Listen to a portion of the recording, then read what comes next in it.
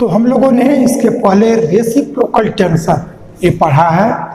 अब reciprocal tensor से related या इस एक्सरसाइज के जो अन्य क्वेश्चन हैं उन सभी से रिलेटेड जो महत्वपूर्ण वर्क है जो प्रॉब्लम सेट में दिए गए हैं उनको हम लोग एक एक करके करेंगे। इसमें आपका एक प्रॉब्लम दिया गया है, if Aij are components of a symmetric covariant tensor.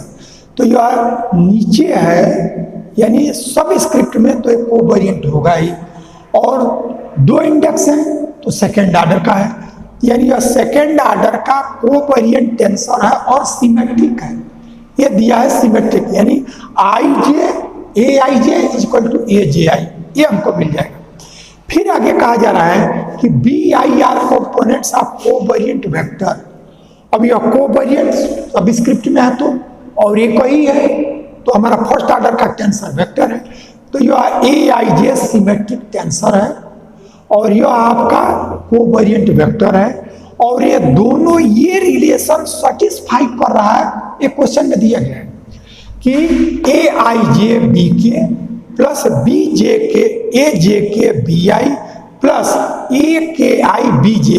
अब यह फॉर ऑल Aij के 1 से लेकर के n तक तीनों ही वेरी करना है। तब हमको दिखा देने के proof that either Aij equal to 0। ये जो रिलेशन दिया गया है तो इसमें या तो Aij 0 होगा या Bi 0 होगा, इन दोनों में एक 0 डिफिनिटली होगा। तो अब इसको कैसे करेंगे, इस वर्क को आप समझ लो। इस वर्क में सबसे पहले ये देखना है कि ये रिलेशन तो दिया गया है, given that Aij Bk plus Ajk Bi plus Aki और Bj ऐसा हो गया इक्वल टू 0। ये रिलेशन दिया गया। अब जो हमको प्रूफ करना है उस पर आप देखो, तो जो प्रूफ करना है उसमें हमारा Aij को 0 दिखाना है या Bi को 0 दिखाना है। इसमें कोई भी k की वैल्यू नहीं लाना है, तो k की वैल्यू नहीं लाना है। और यह वैल्यू देखो, I भी हमारा 1 से n तक वेरी कर रहा है, J भी 1 से n तक वेरी कर रहा है और k भी 1 से n तक वेरी कर रहा है। तो इसमें वैसे भी स्थिति आएगी कि जैसे मान लो Ij के तीनों की वैल्यू एक, जैसे मान लो ये भी 1 ये भी 1 ये भी 1, तीनों 1 होगा क्योंकि ये 1 से n तक वेरी कर रहा है। तो ये की स्थिति वो भी आएगी कि Ij के ये तीनों 1 हो जाए या ये तीनों 2 हो जाए, यानी तीनों इक्वल हो जाए। दूसरी स्थिति ये हो सकती है कि इसमें कोई तो इक्वल हो सकता है, एक डिफरेंट हो सकता है। तीसरी स्थिति की तीनों डिफरेंट हो। तो चूंकि सभी के लिए है इसलिए हम ये देखें कि k की वैल्यू J R I के लिए इक्वल हो जाए।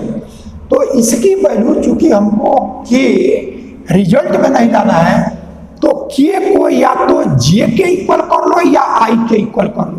और चूंकि ये वैल्यू Ij के में 1 से n तक सभी वेरी कर रहे हैं, तो y भी कभी Ij के ये तीनों इक्वल हो सकता है। दो इक्वल जैसे सपोज कर लो कि यह 1 है ये 2 हो गया, या यह 1 1 ये 2 हो गया, यानी इनमें से दो इक्वल हो सकते हैं, एक डिफरेंट हो सकता है, तीनों भी डिफरेंट हो सकते हैं। ये सभी के लिए है।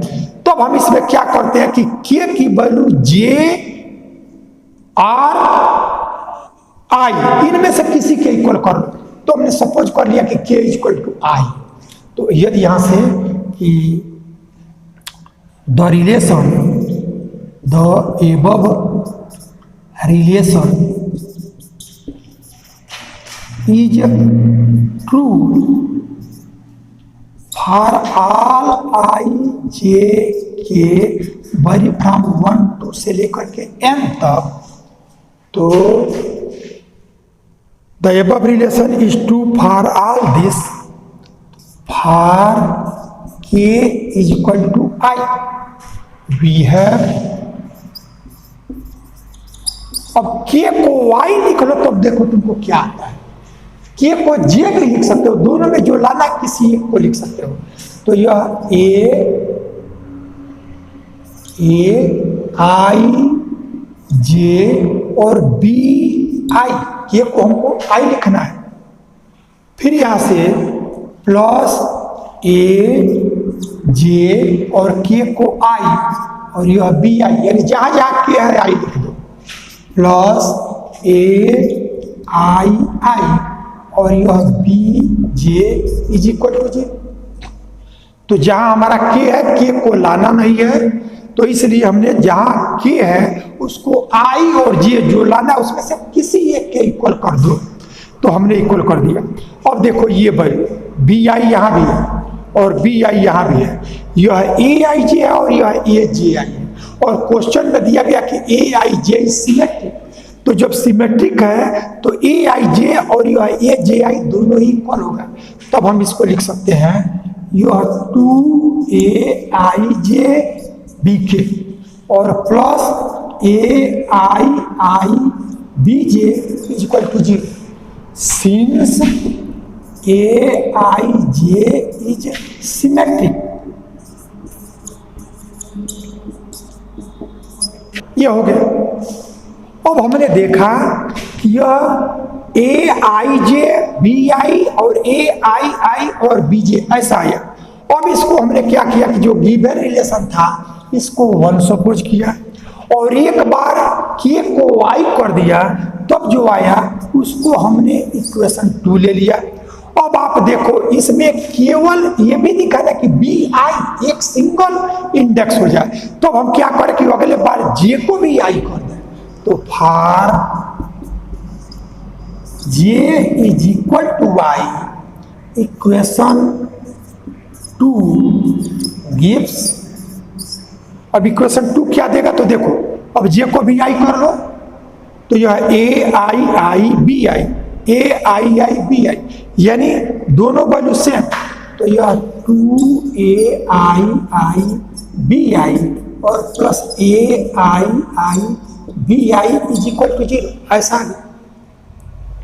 फिर आप देखिए ये दोनों वैल्यू सेम है, तो 2 + 1 यानी यह 3 I B I is equal to 0, ऐसा है।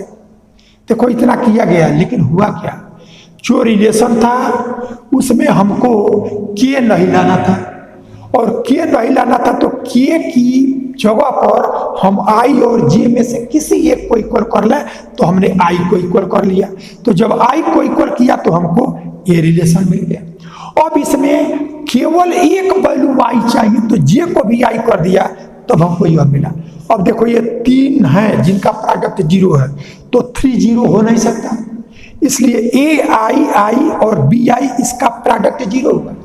तो आइदर ए आई 0 और बी आई 0, तो ये 2 का प्रोडक्ट है, ये मिल गया। तो यहां से either B I is equal to 0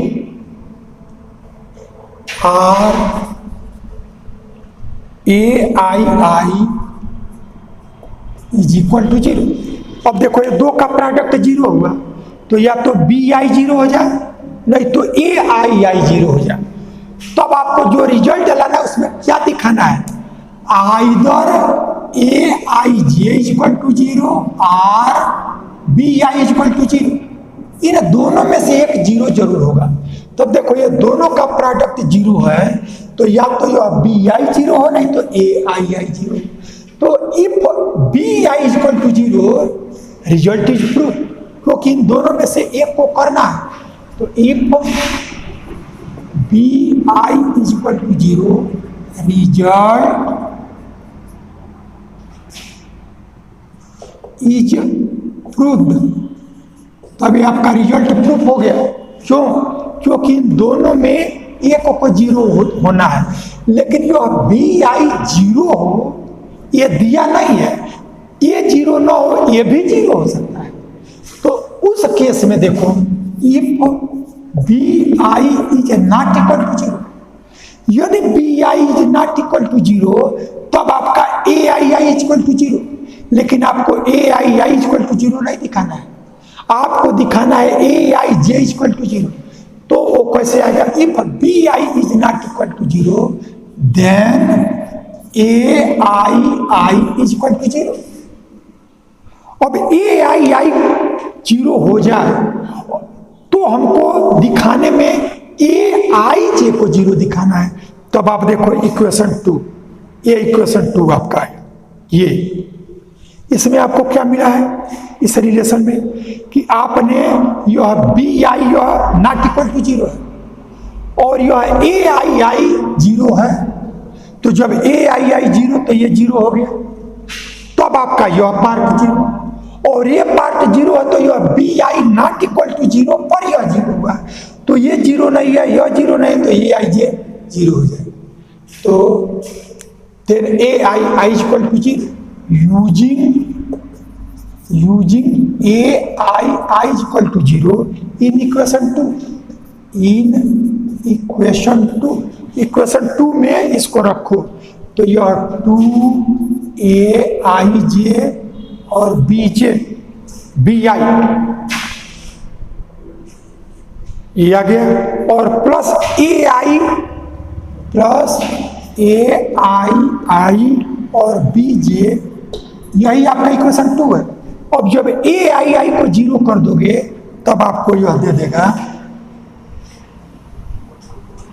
तो आपको मिल गया 2aij B I is equal to 0 since A I is equal to 0। ये लिया गया है। अब आप देखो इसमें 2 0 है नहीं और ये केस तो हम लिया जब B I not equal to 0। तो since 2 not equal to 0 B I not equal to 0 this imply A I J equal to 0।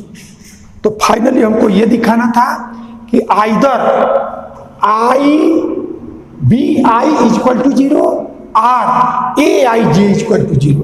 तो यही से हमने क्या किया, जो गिवन रिलेशन दिया है उसमें के नहीं लाना है तो के को वाई रख दो और जो आया उसको इक्वेशन 2 कह दो और उसमें जे को भी आई में रिप्लेस कर दो, क्योंकि बी आई केवल एक इंडेक्स है, उसको भी 0 दिखाना है।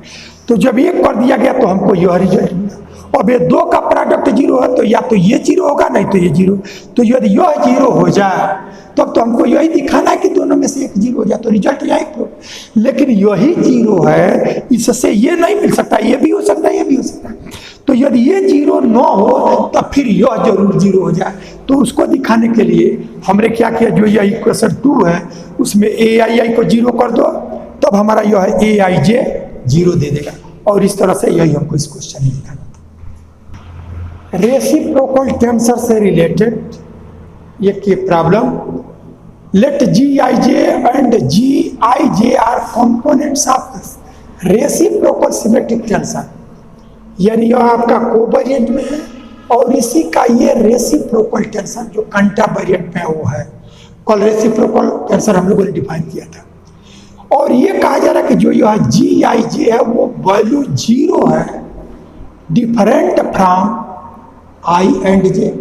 आई और जे यदि डिफरेंट है तब इसकी जो वैल्यू है वो आपका 0 है। तब हमको दिखा देना है कि यह जी आई जे जो कंट्रा वेरिएंट पे होगा वो भी आई और जे डिफरेंट हो तो उसके लिए ये 0 ही देगा। And G I I equal to 1 by G I I, ऐसा हुआ। अब तुम क्या कर लो कि इसके सॉल्यूशन के लिए आप देखो क्या करेंगे। यदि यह जो वैल्यू दी गई है इसको 3 डायमेंशन में करो, उसी से उसको जनरलाइज एन के लिए भी करना होगा तो कर सकते हो। तो यह जी आई जे ये दिया गया है, ये 0 if I different from J. तो इसके क्या क्या कंपोनेंट आएंगे, एक तो आपका G12 G13, थर्ड में करोगे तब आपका देखो थर्ड या ऐसा कुछ लिखा है क्या, जनरल में ही लिखा नहीं है तो जनरल में ही करो। तो अब आपका इसको G11 इसके कंपोनेंट को लिखो G11। अब यह जब G12 लिखोगे तो 1 और 2 डिफरेंट हो गया तो ये वैल्यू 0। G13 करोगे वो डिफरेंट हो गया 0 एंड सो ऑन। nth का जो होगा वो भी हमारा 0। अब यहां से G21, तो G21 ये भी डिफरेंट है, लेकिन G22 ये हमारा डिफरेंट नहीं, जो इक्वल है उसके लिए नहीं कह रहा है। I और J जब डिफरेंट है, I है और J है, जब इक्वल है तो उसके लिए नहीं कहा है। लेकिन जैसे ये 1 1 है, इक्वल है, लेकिन जब ये 1 2 हुआ तो 1 3 हुआ डिफरेंट हो गया 0, 1 n हो गया डिफरेंट हो गया 0। ऐसे जितने भी डिफरेंट हैं वो सब 0 हो गए।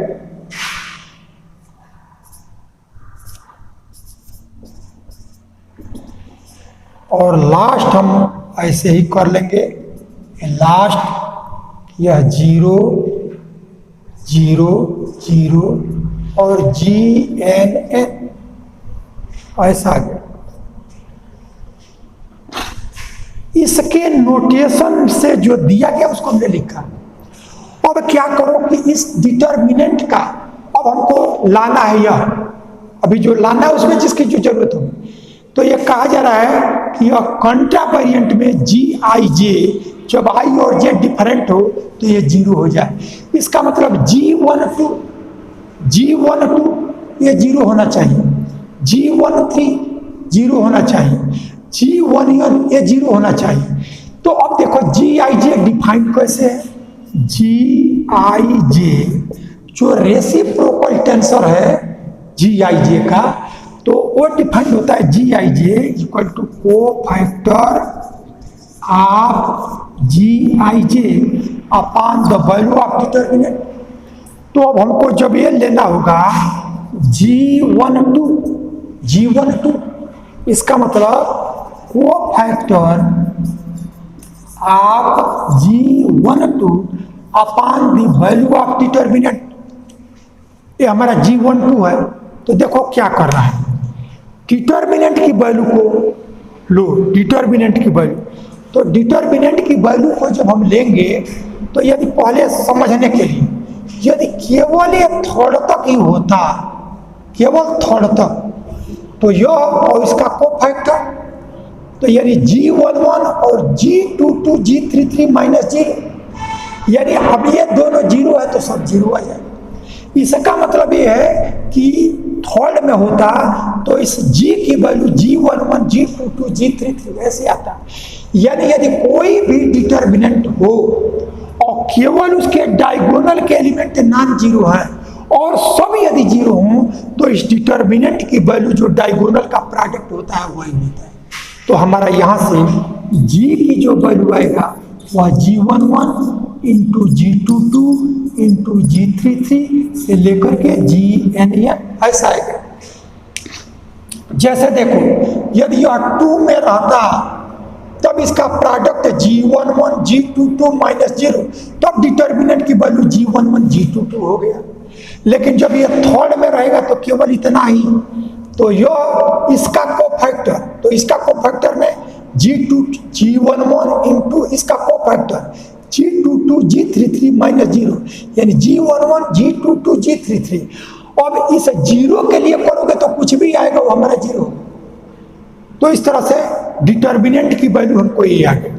तो अब यह G12, अब G12 का कोफैक्टर देखो, G12 यानी यह फर्स्ट रो सेकंड कॉलम, तो ये फर्स्ट रो ये और सेकंड कॉलम, तो कोफैक्टर देखो फर्स्ट रो यह और सेकंड कॉलम ये आ गया।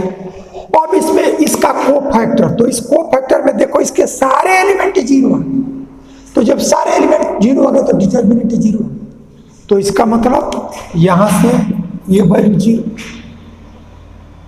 अब ऐसे G12 G13 तो cofactor of G13 upon the value of determinant. तो अब G13 करना होगा, तो देखो अब इसको हमने हटा दिया, अब G13 तो फर्स्ट रो और थर्ड कॉलम यानी ये छूट जाएगा और तब आपका यह रो ये, और इसके आगे फिर देख रहे हो कि ये जीरो, यानी कोई जब लोगे जो डिफरेंट वाला होगा उसका एक रो आपको डिफिनिटली जीरो मिल जाएगा सब, तो यानी हमारा जीरो हो गया।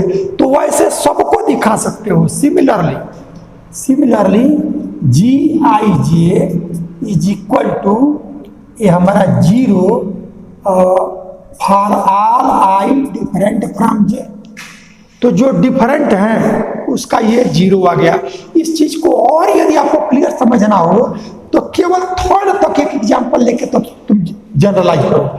जैसे मान लो थर्ड के लिए यह G11 0 0 0, G22 0 0 0, G33। अब देखो जब इसे G11 का कोफैक्टर निकालोगे, G11 का, जैसे कैपिटल में G12 का, क्योंकि इक्वल के लिए अभी नहीं दिखाना, G11 का, तो G11 करोगे तो कोफैक्टर आप G11, ये तो अभी करना नहीं है, ये G12, तो G12 करोगे तो फर्स्ट रो सेकंड कॉलम, ये समाप्त हो गया, ये समाप्त हो गया, तो इसका ये सब जीरो, ये किसमें नॉन जीरो है लेकिन ये सब जीरो, इसलिए जीरो आ गया। अब इसके बाद तुमको इसको निकालना हो तो यह रो और यह कॉलम, तो ये बचा, इसमें भी ये जीरो। फिर तुमको यदि इसका निकालना हो तो यह रो और यह कॉलम, इसमें फिर देखो दो जीरो आ गए। इस तरह से कोई लोग, जैसे मान लो ये तुमको इसका लेना है तो यह रो और यह कॉलम, इसमें तुम्हारा ये तो जीरो आ गया। इसका मतलब कि जो भी जैसे 3 में तुमने समझा वैसे यन में कि एक रो आपका डिफरेंटली आएगा जिसका सब जीरो हो जाएगा। तो जब सब जीरो हो जाएगा इसका मतलब, अब जैसे देखो ये हमारा यह G33 है, ये इसको छोड़ दो और इसको छोड़ दो, तो जब यह छूट गया ये, तो इसमें सब में एक ही नॉन जीरो है, तो जो जैसे यह लिया तो ये और यह रो, तो इस रो का ये आपका नॉन जीरो है, बाकी तो सब इसका जीरो ही है। ऐसे इसमें से किसी का लोगे तो यदि इसका भी लोगे, जिसका भी लोगे, तो आपको क्या मिलेगा कि जैसे जो रो और कॉलम ले रहे हो, जैसे यह G13 तो थर्ड रो और फर्स्ट रो, तो जो फर्स्ट रो है उसमें यह G11 के बाद जो है वो सब जीरो है। यदि तुमको G23 लेना हो, G23, तो ये सेकेंड रो और थर्ड कॉलम, सेकेंड रो और थर्ड कॉलम, तो ये थर्ड कॉलम हुआ G23, तो यह G22 सेकेंड रो, तो ये छोड़ दो, बाकी इसके देखो सब ये तुम्हारे जीरो आ गए। यानी जो रो रहेगा उसका जो G2 रो करोगे तो G22 के बाद, जैसे हमको G23 करना है, G23, तो सेकेंड रो और थर्ड कॉलम, तो जो सेकेंड रो है उसमें देखो जो नॉन जीरो है इसको छोड़ करके, चूंकि कोफैक्टर लोगे तो ये छूट जाएगा, तो जो बचेगा उसमें इसको छोड़ करके सब हमारा जीरो ही है। और ऐसे ये तुम्हारा G32 यदि ऐसा है, तब देखो रो थर्ड कॉलम सेकेंड, तो रो थर्ड और column second, row third column second, सारे एलिमेंट इसके, ये G3 थर्ड रो, ये थर्ड रो, ये छूट गया थर्ड रो और सेकेंड कॉलम, ऐसा थर्ड रो सेकेंड कॉलम, तो इसमें देखो ले रहे हो किसको, थर्ड रो को और सेकेंड कॉलम, तो सेकेंड कॉलम में ये जो वैल्यू है ये तुम्हारा कैंसिल हो जाएगा, बाकी जो बचा वो सब जीरो आएगा। इस तरह से तुम देखोगे कि जिसको लोगे उसमें से एक तुम्हारा जो उसमें नॉन जीरो है उसको छोड़ करके, यानी जो रिप्लेस हो रहा है, ये रिप्लेस हो रहा है, तो जो रिप्लेस हुआ उसमें देखो जैसे ये हमारा और ये रिप्लेस हुआ, इसमें इसको छोड़ करके बाकी का जो है वो हमारे सब जीरो है। तो इस तरह से वैल्यू, या जैसे देखो यहाँ से इसको देखो और इसको देखो, तो इसमें ये जो रो होगा इसका, ये हमारा रो है और यह कॉलम है, तो ये डिलीट हो जाएगा, तो सब में जो तुम्हारा आएगा वो एक एक रो ऐसा आएगा कि जो नॉन जीरो आता जाएगा। तो इस तरह से हमने देखा कि सब हमको मिल गया डिफरेंट वाला। अब इक्वल वाले के लिए देखो, तो इक्वल वाले के लिए क्या करेंगे, G1, तो वो फैक्टर आप G11 upon value of determinant. तो देखो G11 का को फैक्टर ये G11 है, इसका को फैक्टर ये और ये समाप्त यही आया G22 G33 upon the value of determinant G11 G22 G33। ठीक है, ये समझने के लिए थर्ड में ही इसको लो। यहां क्या किया गया है, G11 लिया, तो को factor of G11 upon the value of determinant.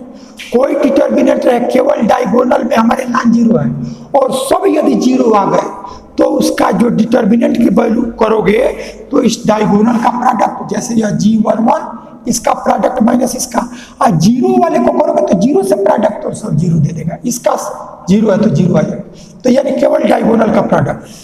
अब इस G11 का को फैक्टर, तो यह कॉलम छोड़ दो, तो G22 G33 माइनस जीरो ये आए। अब देखो G22 से ये कैंसिल, G33 से कैंसिल, तब आपका आ गया 1/G11। तो जो आपका कंट्रा वेरिएंट में है वही 1 को वेरिएंट में आ गया। अब जरा G22 को देखो, G22, तो जब G22 को करोगे तो ये को फैक्टर आप G22 upon the value of determinant, तो वैल्यू ऑफ डिटर्मिनेंट है G11 G22 और G33 ये आ गया। अब G22 का को फैक्टर G22 सेकेंड रो और सेकेंड कॉलम, तो ये और यानी इसका product minus zero G11 G33, ये आया G11 और G33 अपान G11 G22 G33। अब यह G11 G33 कैंसिल, बच गया 1/G22। तब हम देख रहे हैं कि जो कंट्रा वेरिएंट में ले रहे हैं वही को वेरिएंट में, यानी जिसका तुम को फैक्टर लोगे वो छोड़ करके बाकी जो उसमें डायगोनल में है वही आएंगे। G11 का लिया तो ये छोड़ दो, G22 G33 ऐसा को फैक्टर है। G22 का लिए तो ये छूट गया G11 G33 ये आ गया G11 G33। ऐसे तुमको G33 करना होगा, G33 तब को फैक्टर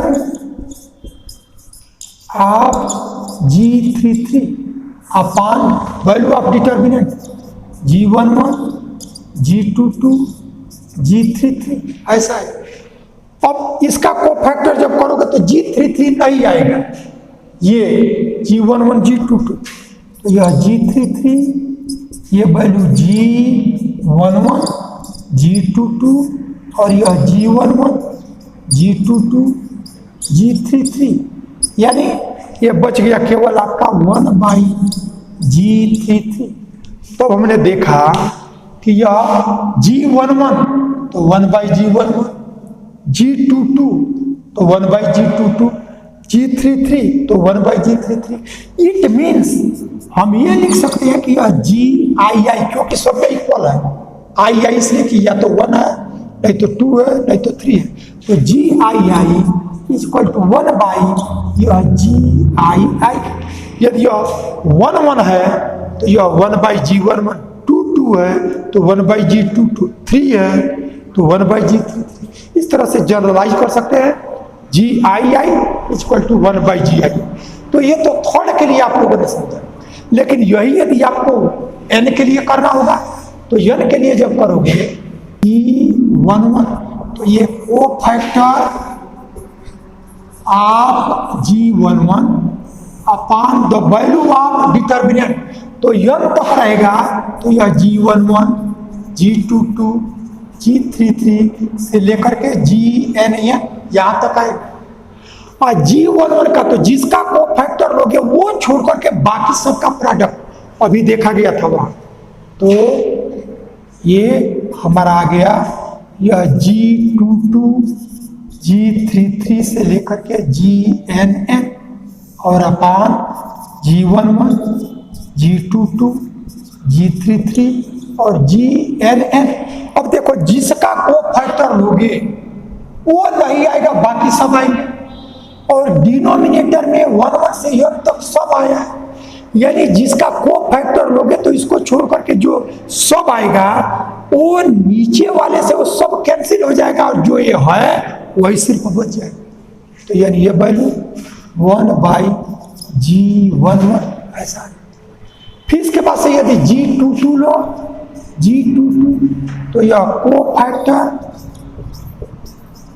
ऑफ G22 और अपान G11 G22 से लेकर के GNN तक। अब G22 का को फैक्टर लोगे तो G22 नहीं आएगा, बाकी सब आएंगे। तो यहां से यह G11 G33 से लेकर के GNN, यह G22 का लोगे तो वो नहीं आएगा।